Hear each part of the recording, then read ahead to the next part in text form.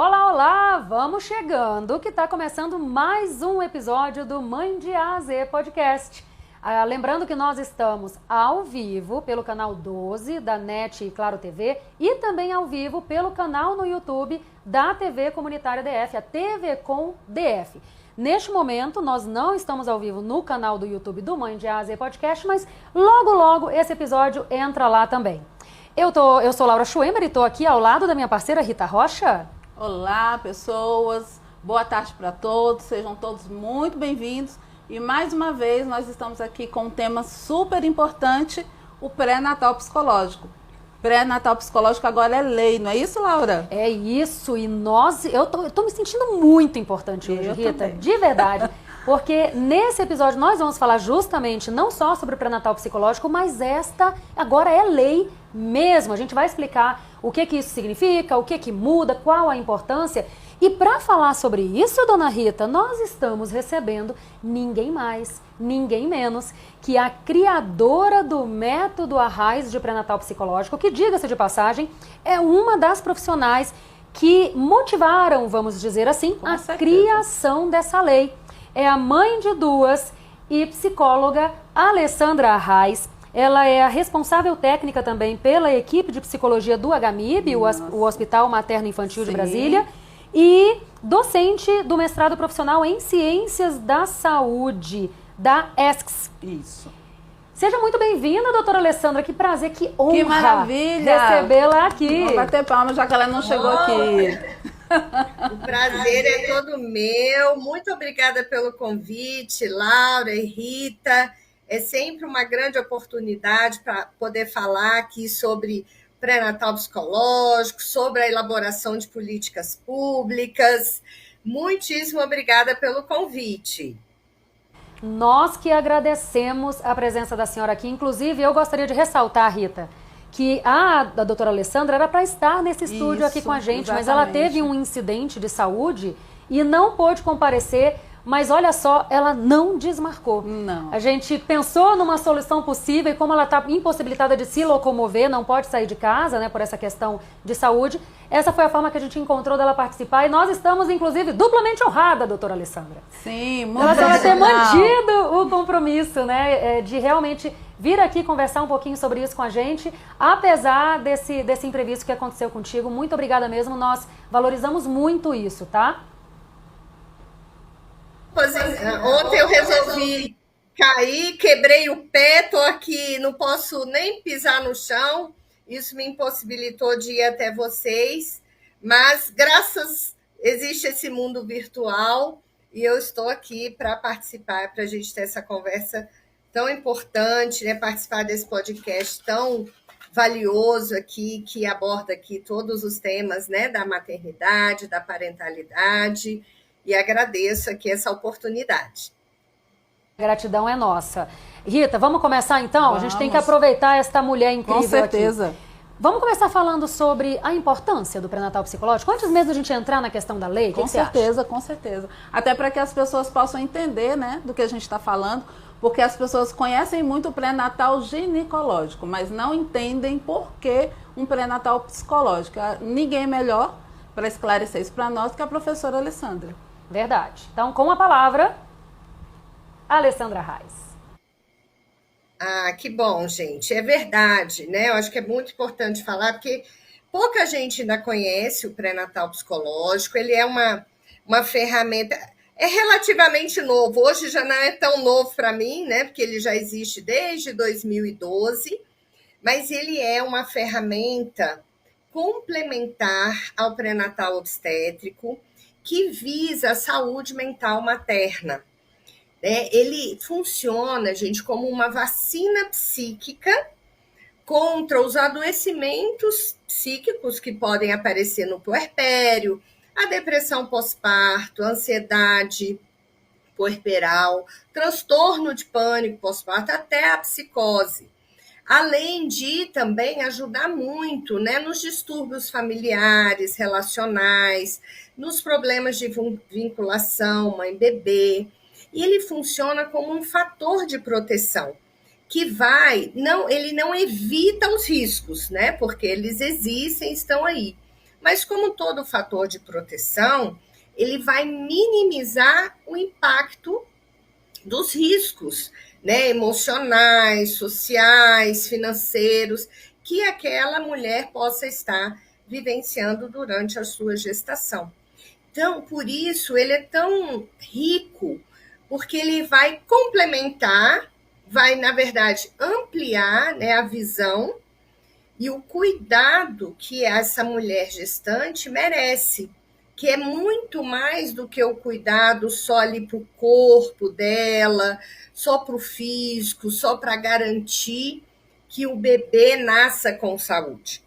Ele também mostra que é importante a gente olhar para essa mulher, olhar para essa mãe, não só como uma hospedeira, um forninho que está preparando ali um novo bebê, mas uma mulher que merece um cuidado por ela mesma, né? Que merece uma ajuda para construir a sua maternidade, para construir a parentalidade. Enfim, é um olhar direcionado à mulher e também extensivo à sua família. No pré-natal psicológico, a gente inclui o pai, a gente inclui as avós, os avós, a gente inclui os irmãos, a gente inclui a rede de apoio, a vizinha, a madrinha, né, a comadre, quem, as primas, quem essa mulher quiser que participe. Porque a gente acredita que não basta cuidar só da gestante. A gente precisa cuidar de todo o contexto que ela vive, seja familiar, seja social ali, cuidar de, né, de figuras importantes, para que a gente possa criar um ambiente mais saudável para que ela possa viver essa gestação. Isso vai ter impacto no seu parto e no puerpério e preparar a chegada desse bebê. Então, o pré-natal psicológico tem esse grande objetivo, ser uma vacina psíquica para que essa mulher seja imunizada emocionalmente, psiquicamente, lá no puerpério, quando ela estiver passando por alguma dificuldade, quando algo, né, fugir ali do seu controle, ela vai saber manejar, ela vai saber pedir ajuda, ela vai saber relativizar, né? Entender que muitas dificuldades fazem parte, sim, da maternidade, do puerpério, mas que a gente tem condições de lidar com eles e tornar esse puerpério mais leve, mais saudável para a gente criar os nossos filhos. Nossa, desandei aqui a falar, né, Laura? Né, Rita? Eu tô falando para vocês. Eu amo esse tema. Se deixar, eu fico a tarde toda. Né? Não, e a gente adora ouvir. Esse pilar. Mas, assim, foi uma ótima introdução, né? Foi, assim, para as pessoas que ainda não conhecem o que é o pré-natal psicológico, foi mais do que necessária essa introdução. Bom, eu sou aluna da professora Alessandra, né? Dentro do pré-natal psicológico, aprendi através da Escola de Profissionais da Parentalidade, onde ela também é uma das responsáveis. Então, assim, dentro desse curso, a gente aprende muito que não é qualquer profissional da saúde mental que está capacitado para trabalhar com as gestantes e as puerpérias, né? Dentro da lei que foi sancionada, será que nós vamos ter essa vertente? A senhora sabe nos dizer? Será que qualquer profissional da saúde mental vai fazer esse atendimento, aplicar o protocolo? Então, você tocou num ponto importante, né, Rita? Eu falo muito isso. Não é porque você é um psicólogo que está atendendo uma gestante que você necessariamente já está fazendo o pré-natal psicológico. Não. Porque o pré-natal psicológico, ele tem uma sistematização, né? Ele tem ali materiais específicos, que foi isso que eu estudei no meu pós-doutorado, né? Que me fez validar essa ferramenta. Tem bases teóricas muito claras, né? Ele é baseado na teoria do gênero, teoria da subjetividade, que tem que permear, tem que atravessar todas as sessões. Então, não são todos os psicólogos que têm essa formação, né? A Rita é uma das nossas alunas que teve essa oportunidade. A gente até quer muito que muitos profissionais da área psi, a gente fomos, inclusive, abrindo não só para psicólogos, mas para psiquiatras, psicanalistas, né? Para que esses profissionais também pudessem fazer o pré-natal psicológico. Mas nós sabemos da realidade que não temos psicólogos em todos os serviços, muito menos com essa habilidade aí, com essa formação. A gente gostaria, quer muito que isso chegue, né, a ser uma realidade um dia.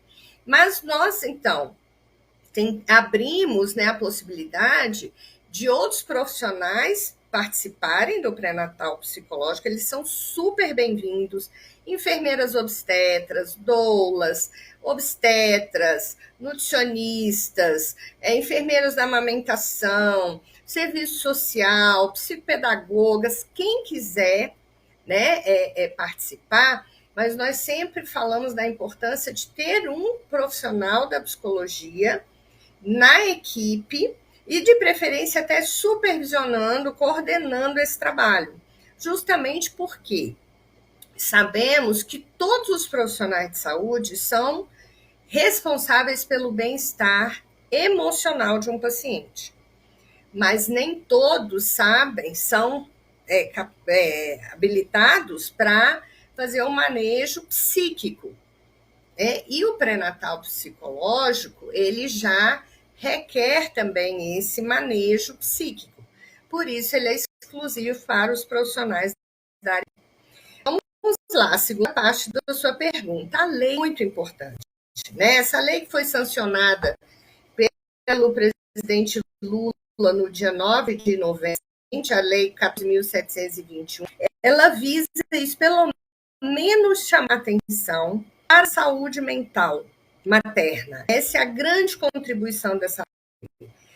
Ampliar o direito à assistência psicológica das mulheres antes, durante e principalmente ali, né, no âmbito do SUS. Isso já é um grande avanço, que com essa lei consegue pressionar, né, por contratações de profissionais da área de psicologia, para os serviços de saúde, para os hospitais, para as maternidades.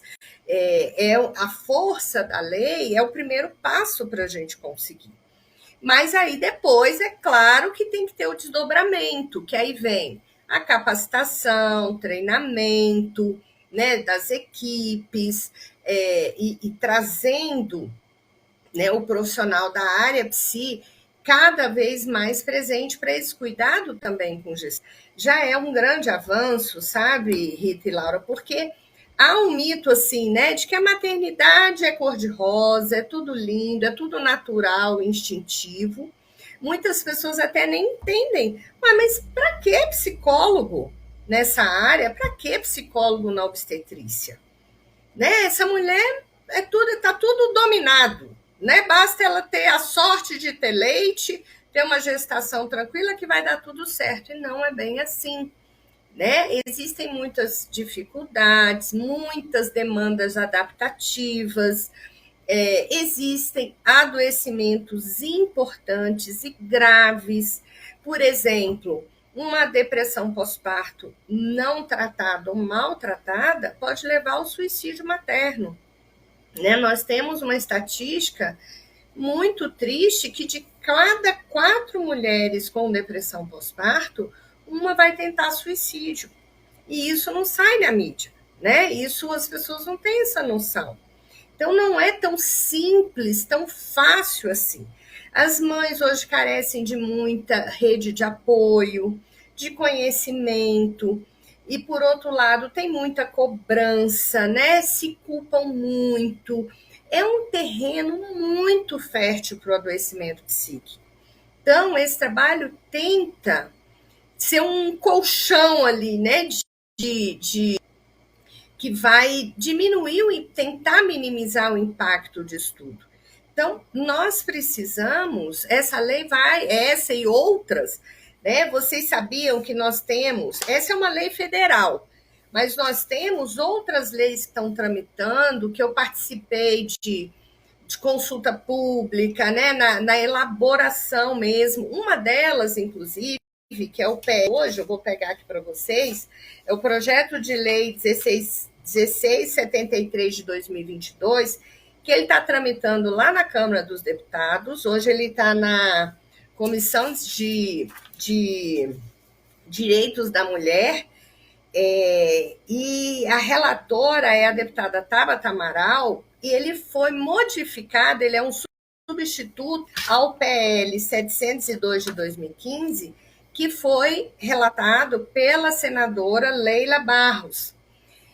Nesse PL, a ideia era essa. O psicólogo poderia, por exemplo, esse é um PL que fala da importância do rastreio da depressão pós-parto, né? Que todos que as mulheres deveriam passar por esse rastreio, esse cuidado, né? De buscar ali ainda lá, né? Nas consultas puerperais, que essa mulher fosse atendida e observada nas suas necessidades emocionais e psíquicas no puerpério.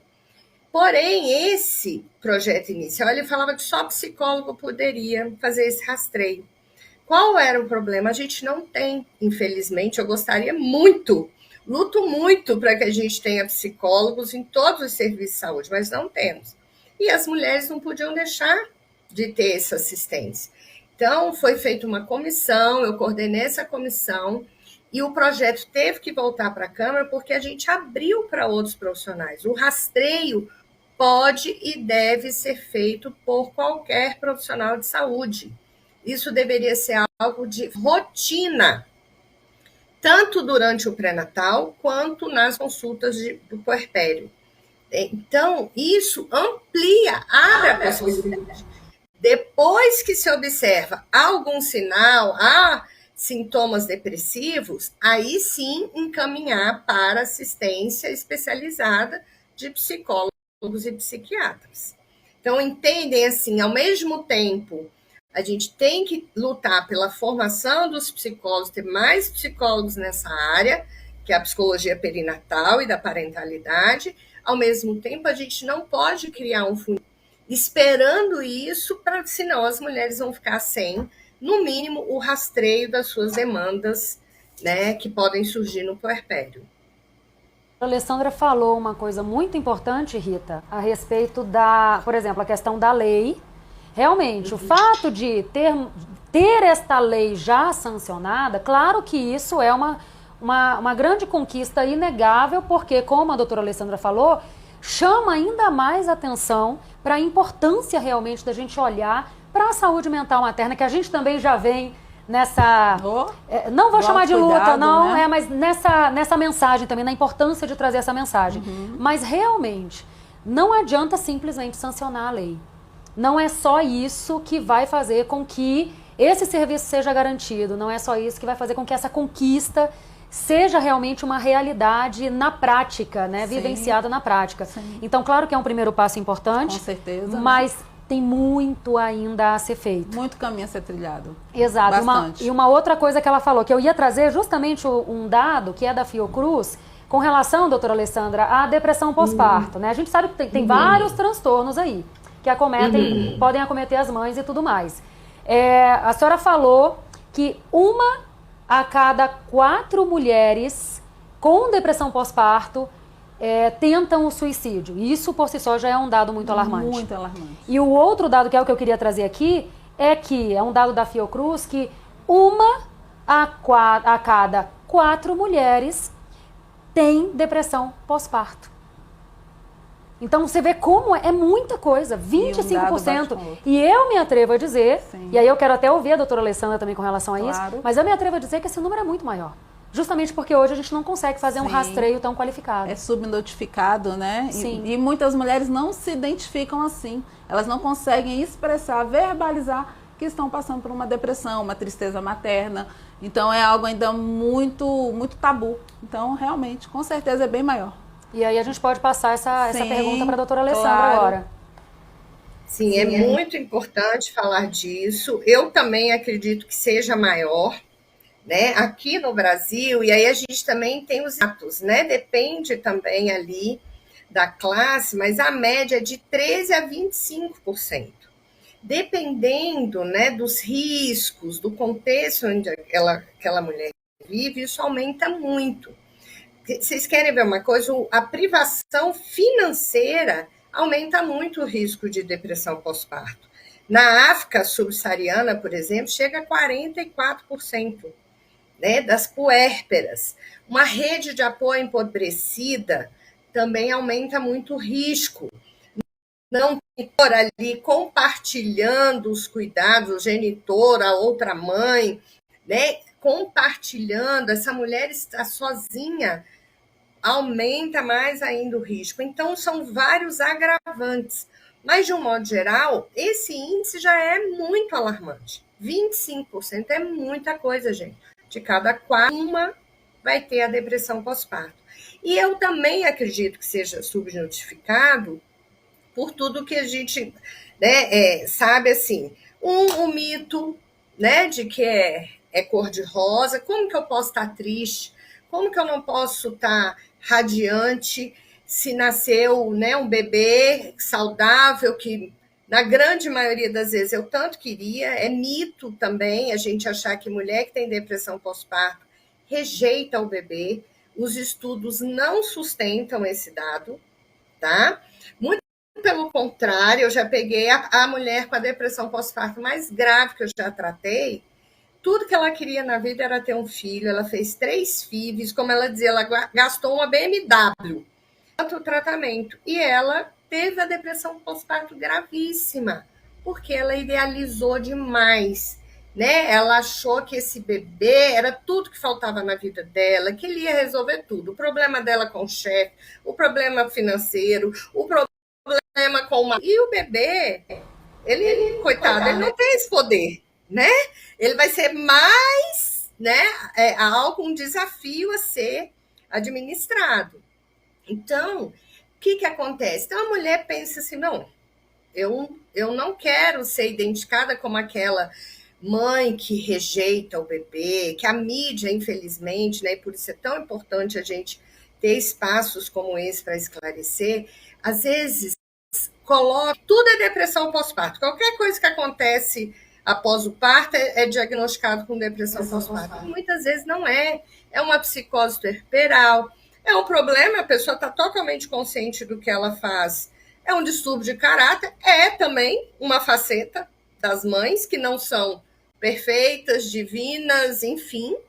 Mas muitas mulheres que estão em sofrimento, elas não querem pedir ajuda ou temem pedir ajuda porque elas temem ser julgadas, porque elas relacionam, né, as dificuldades com o fracasso do papel materno, porque a mulher é construída nesse ambiente, né, de que instintivo, é natural, que a gente sabe, se a gente não sabe, então é porque a gente é defeituosa. Não entendem que tudo isso é construído, é aprendido, tem a ver com o contexto, com o momento histórico que a gente vive. Né? Então, tudo isso vai atrapalhando essa mulher pedir ajuda.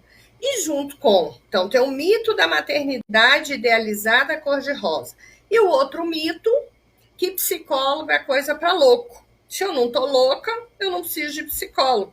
Né? Ou psicólogo é coisa para rico. Né? Eu não sou rica. Ah, não, depressão é coisa de gente que não tem o que fazer, que é falta de Deus, é falta de um tanque de roupa para lavar. Então, tudo isso somado vai contra o pedido de ajuda. E aí elas são subnotificadas, sim. Muitas vezes já peguei muitas puérperas, já não eram mais nem puérperas, muitas mulheres que chegam para o consultório, na clínica, com sintomas agravados de depressão, umas que evoluem para a psicose, umas que evoluem para um transtorno de pânico. E quando você vai fazer ali a anamnese, perguntar quando isso começou, elas falam, não, quando eu tive o meu bebê, foi a primeira vez que eu senti tudo isso. Ah, é? Quantos anos tem o seu bebê? Ah, foi esse que me trouxe de carro aqui. Tem 20 anos. 20 anos sofrendo. A gente sabe que essa é uma média para diagnosticar a depressão. 20 anos, a depressão de um modo geral. Mas a pós-parto é um momento ímpar da gente pegar, né? Conseguir fazer esse diagnóstico, esse rastreio. Então, aí muitas vezes a gente perde essa oportunidade, não ajuda essa mulher, e nós sabemos que uma depressão pós-parto não tratada, essa mulher vai evoluir com, no mínimo, uma depressão crônica, agravada para o resto da vida, e o bebê com problemas de aprendizagem, problemas de comportamento, que vão estourar muitas vezes lá na adolescência. Aí que se busca ajuda, né? Quando tudo isso podia ter sido previsto. Muitos casamentos desfeitos, né? Muitos problemas de relação, mães e filhos, que poderiam ter sido prevenidos lá nessa fase, que é uma fase ouro, né, gente? Quando a gestação é o começo de tudo, o momento da gente fazer a prevenção primária, né? E aí é para todo mundo, não é só para quem já tem problema. Prevenção primária é que nem lá, ó, a campanha do câncer de mama, é para todo mundo fazer o autoexame. Também, o pré-natal psicológico é para toda mulher gestante, não é só aquela que está grávida, que está com algum distúrbio, que já tem algum problema, mas que tem mais ainda, né? Então, isso tudo leva a uma subnotificação e essa mulher sofre sozinha, cronifica e tem essas consequências, né? Onde a pior delas é a tentativa de suicídio. Verdade. E esse assunto é especialmente importante, Rita. A doutora Alessandra falou lá atrás, né? Falta conhecimento. Sim, falta. E falta também autoconhecimento. E uma coisa que é muito importante, eu acho, da gente... Infelizmente, doutora Alessandra, a gente já está caminhando aqui para o finalzinho, né? O nosso tempo é curto, tem vantagens e desvantagens nisso. É bom que a gente vai direto ao ponto, mas sempre fica aquele gostinho de quero mais, que eu poderia ficar mais uma hora aqui conversando e te ouvindo também. Mas uma coisa que eu acho muito importante da gente ressaltar, que você já falou ao longo aí das tuas respostas, mas que eu acho importante a gente falar mesmo com todas as letras, que quando a gente cuida da saúde mental desta mãe, a gente não está cuidando só da saúde mental desta mãe. A gente está cuidando do bom desenvolvimento desta criança, não só emocional, mas inclusive cognitivo, inclusive comportamental. Exatamente. A gente está cuidando da saúde também desta família e, consequentemente, isso volta de retorno para toda a sociedade. Ou seja, não se iludam achando que vai cuidar só da mãe. Quando tu cuida da mãe, tu cuida de todo o resto. Certeza. Então é extremamente necessário. A professora Alessandra falou muitos pontos importantes. Inúmeros pontos. Mas a gente não pode deixar de citar que a sanção dessa lei modifica o Estatuto da Criança e do Adolescente, que é o ECA. Por que será que muda? Por que modifica? Por tudo isso que a Laura acabou de falar. A criança que tem a mãe com depressão pós-parto ou a mãe com depressão durante a gestação provavelmente vai ter atraso cognitivo ou vai ter problemas comportamentais e até emocionais no período da adolescência, vai ter dificuldade de socialização. Então, cuidar da mãe é cuidar da família, né? E a gente precisa, então não é só o autoconhecimento, como a Laura falou, que é super importante, é ter conhecimento das psicopatologias. A gente precisa quebrar esse tabu. Que não é só a depressão pós-parto também. A gente falou muito dela aqui, mas sim, a gente tem um burnout materno, como a professora Alessandra falou, a síndrome do pânico, que é um transtorno de ansiedade. Então nós temos, gente, é real. Transtorno mental a qualquer momento da vida é real. A professora Alessandra bem fala, o pré-natal psicológico é uma vacina. A vacina, ela previne, né? Não quer dizer que ela não vai ser desenvolvida, a depressão ou qualquer outro transtorno. Mas a pessoa vai estar muito mais resguardada. Ela não vai ter aquele nível alto de depressão ou uma depressão psicótica, por exemplo, né?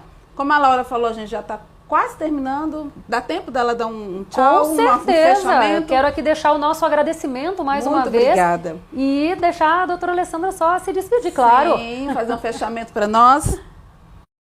Isso, gente, eu queria até falar sobre isso. Aqui no DF também está tramitando um projeto de lei 678 de 2020, que quer instituir diretriz para a implementação do pré-natal psicológico em toda a rede do DF. E ele vem como complementar o programa de saúde da família, que é isso que vocês estão falando. Para termos uma sociedade mais saudável, menos violenta, menos vulnerável, nós temos que cuidar lá da criança, lá no ventre materno, e para isso a gente precisa cuidar da mãe dela, da família dela. Então, o pré-natal psicológico é uma das formas de fazer isso. Existem várias outras, mas o importante é focar, voltar o olhar para a saúde mental dessa mulher também, além da saúde física durante o pré-natal. Eu quero agradecer, estou aqui à disposição para voltar aqui e conversar mais com vocês sobre tudo isso. Foi um prazer estar aqui com vocês essa tarde.